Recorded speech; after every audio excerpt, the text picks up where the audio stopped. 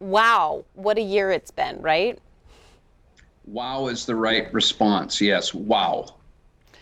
So we're kind of approaching a year since it was declared a global pandemic. You, with the school district, have had to maneuver a lot of things throughout the year. So, what are just your initial thoughts, I guess, as you look back at the last year? There are a couple things that come to mind. Uh, One was acceptance, just having to accept where we were and to stop fighting. Well, if this would happen or this would happen, it was just acceptance. And I think once I made that decision, I'll never forget it. I was just getting ready to leave to go to work, kind of immediately following the governor's directive to close schools initially. I thought, listen, we have to accept this and we just have to do the best we can moving forward. It helped me in my mind just to say, well, it is what it is, so move forward. And that helped. Probably the other big term that comes to mind, and I shared this with Governor Gianforte, was courage.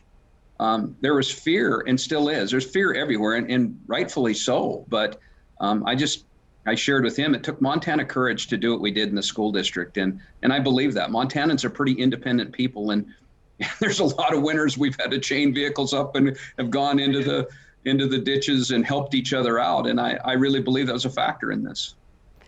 When you look back at things and you looked at how you were able to kind of make decisions on the fly, because I'm sure a lot of them were calculated, but I'm sure a lot of them you had no idea what you were supposed to do. I mean, nobody did. How do you think you did? How do you think the school district managed? Well, another kind of point of truth was that I realized that no one really knew. And everybody was trying to do the best they could, but no one really knew. So waiting for that perfect answer would have been a mistake. I reached out to the medical community immediately. I thank Billings Clinic and St. V's and Riverstone Health and all those key players because we worked shoulder to shoulder, side by side in decision making, and it worked out to be excellent for us. Was there ever a moment where you kind of had an internal panic, Greg? I mean, you are responsible for so many people, so many kids and parents have so many opinions. And was there a time where you couldn't get to sleep at night, or you didn't know did you have that internal struggle at all? Boy, I'll tell you, Andrea, just asking that question, I get emotional. By far and away, the most difficult decision in my 34 years of being in public education was a decision to go back in live instruction. We didn't know, was I worried about the safety and health of our students? Oh, absolutely. Was I worried about the safety of our staff, our teachers in front of our students every day, the size of our schools, all of that? Yeah, it definitely was by far the most difficult decision I've ever made to go to live instruction. Now, I didn't make it by myself, but in the end, it was my decision and far and away the most difficult. How much homework did you do during this whole thing? Well, I didn't sleep much. We vetted information back and forth time and time and time again, hours and hours and hours, and using the best minds possible. I've never seen in my 34 years people work so hard. Our leadership support team was, I don't know how many hours per day. I bet if you went back and looked, we were communicating at all hours, trying to work through and those kind of things. So it's exhaustive. Our people are tired, and it took an enormous amount of effort. Do you feel, Greg, like, everyone kind of saw the pandemic coming. We all kind of saw the writing on the wall. We were seeing what was happening overseas. We were seeing how it was moving a little bit. And then it got to Washington State. Did you kind of foresee this coming, and did you prepare ahead of time when we finally did see that case in the United States?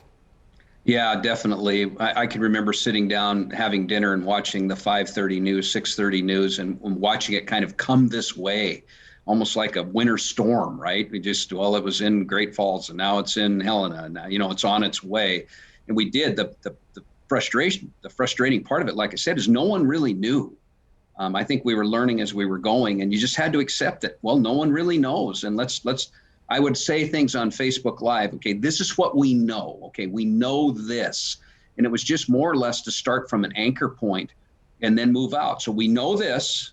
We know that the sun will come up at 7 tomorrow morning. We know that at least, and then base decisions off of that, because the changes, we would spend hours framing out a decision and within minutes have to adjust it just because something happened that we weren't expecting. So yeah, you just had to be very malleable, if you will, very flexible in your decision making. Will you take me back through one of the most heated days, probably a day, maybe a day in March, maybe a day in May, I don't really know. But you as a superintendent, you have a day in the life, right? And you go about your day and you have certain benchmarks that you make. And I feel like maybe with COVID, that threw everything off, right? So take me back through one of those busy days. Maybe it was March, maybe it was some other month. And what was the day in the life of the superintendent of School District 2? Well, probably, it was busy. It wasn't busy days. It was busy months.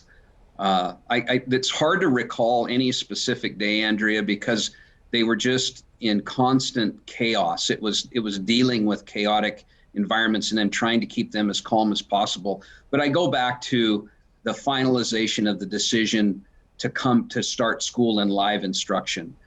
The amount of fear, trepidation, unknowns, working with our employee groups, with our parents, communicating on Facebook Live and seeing the comments saying, how could you do this?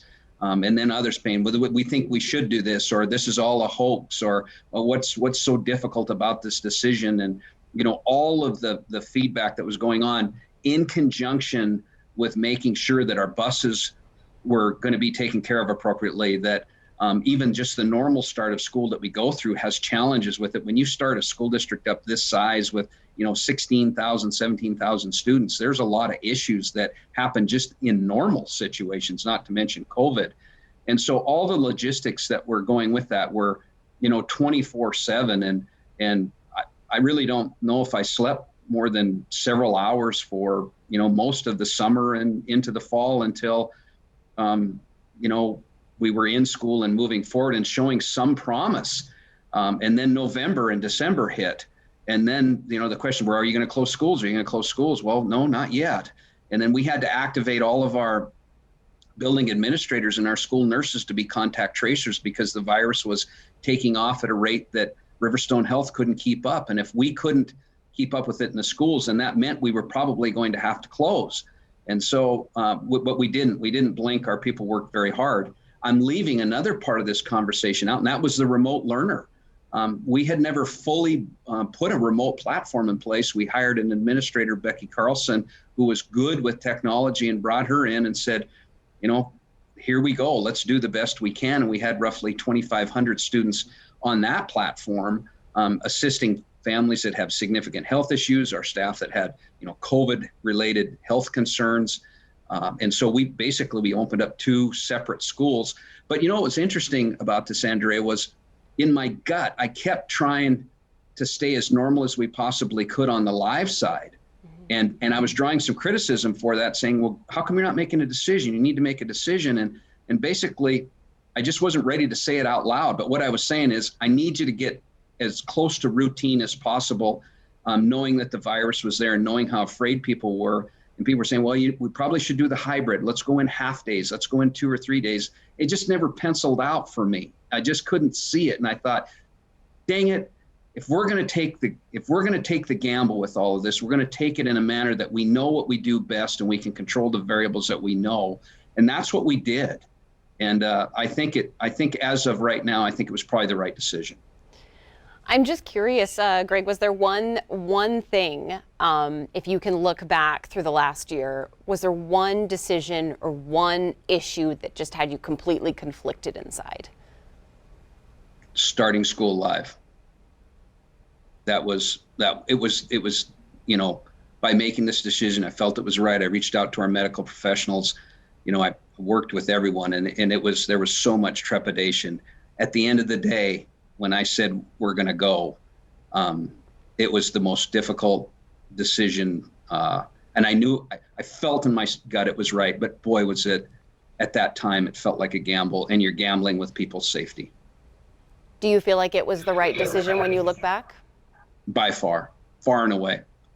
Just in visiting with our staff and families, the social emotional pieces, the connection that we saw, the ability to offer school 5 days a week, the ability to have our activities, all of those pieces, I think you could go through, and I think to a person they would say absolutely the right decision. And as of now, I think people feel good about it. We still have a couple of 3 months to go with it, but yeah, it was by far the most difficult decision. I mean, even in answering you right now, Andrea, I can feel my anxiety raise internally just because of the pressure that was with that decision. So much pressure. I guess lastly, I just want to know, every single person during this pandemic in the last year has had some sort of a personal struggle, whether it was somebody getting sick or going through, mental anguish, or we all have. I have. Apart from being superintendent, was there anything that you went through personally that you want to share with us? Well, my son is a teacher at Flathead High, and his wife, and they were pregnant at the time with our second grandbaby, and I was just worried sick about that we had a grandbaby on the way, and he and his wife, and then also my daughter, who was an ICU nurse and handling the COVID issues, and watching what was happening to her and those nurses that are dealing with the COVID issues and all of the death. It had a substantial impact on me as a superintendent overseeing the largest school district in the state. I had a family member who was in the hospital with the COVID people dying and caring for them, and then a son who he and his wife were pregnant, and the COVID pieces. So I was feeling it. I was internalizing as a superintendent, knowing that I had a son and knowing that I had a daughter that was on the front lines. And so maybe I had a little closer seat to the whole area that was impacting me too. Yeah, for sure. Oh my goodness. I didn't know that. I didn't know any of that. All right, Greg, any final thoughts just as we look back? And I'm not going to ask you about looking forward. That's another story. But any final thoughts as you just look back at that last year? Well, I think that the takeaway from this is the collaboration that we had. The teachers, I'm so proud of them. The staff in our schools, so proud of them. So thankful for the medical community and the support that they helped our schools. This was a team effort. Absolutely a community team effort to do what SD2 has been able to do so far. So I think, and the media, we did a lot in the media. I know that I interviewed daily with Q2 through that whole spring and summer. And I think that helped people come along with the decision making too. So probably one of my proudest moments as a superintendent was to see this community come together and collectively work together to solve this problem. All right. Okay. Thank you so much, Greg, for taking the time with us. We so appreciate it. And I know you're on spring break, so thank you, and enjoy that spring break as much as you can. You too. Thank you, Andrea. Okay. Appreciate it. See you later.